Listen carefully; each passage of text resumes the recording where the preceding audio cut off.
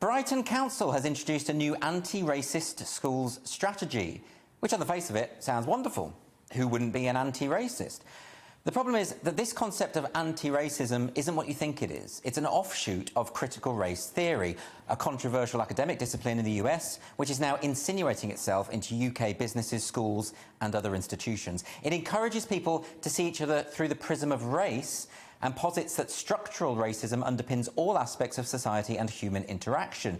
It originated in the late 1980s. It was specifically related to legal scholarship back then, but not anymore.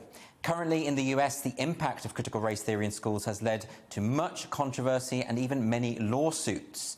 The Brentwood School in California even went so far as to segregate parents by race during a teacher dialogue session, the equivalent of what we would call a parents' evening.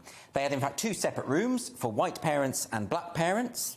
We're not sure where the mixed-race parents went. It must be difficult enough for them, what with their children being taught that one of their parents is the oppressor and the other is the oppressed. Increasingly, schools in the UK are taking on the principles of critical race theory, often without realising it. And this is because critical race theory has come under a great deal of scrutiny of late, and people are starting to realise just how divisive and regressive it is.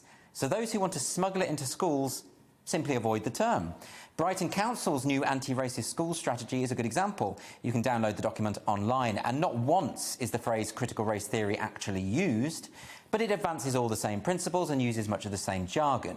And this is being rolled out to schools throughout the area with no public consultation, with teachers taking online racial literacy training sessions. I actually looked at one of these online. It was restricted to ethnic minority teaching staff only.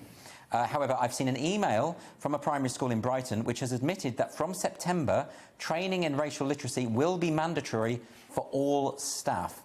It's worth noting that the teaching of political or ideological theories in schools has to be impartial by law. Under Section 406 of the Education Act 1996, the teaching of critical race theory as uncontested fact could well be illegal.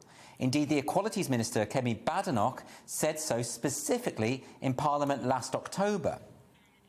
We do not want to see teachers teaching their white pupils about white privilege and inherited racial guilt. And let me be clear, any school which teaches these elements of critical race theory as fact, or which promotes partisan political views such as defunding the police without offering a balanced treatment of opposing views, is breaking the law.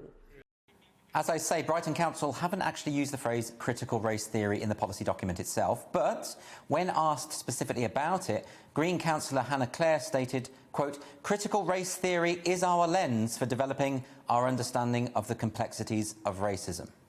She denies that it's an ideology, but she makes it clear that it has informed their policies. So is Brighton Council breaking the law? And how widespread is this likely to become in our schools?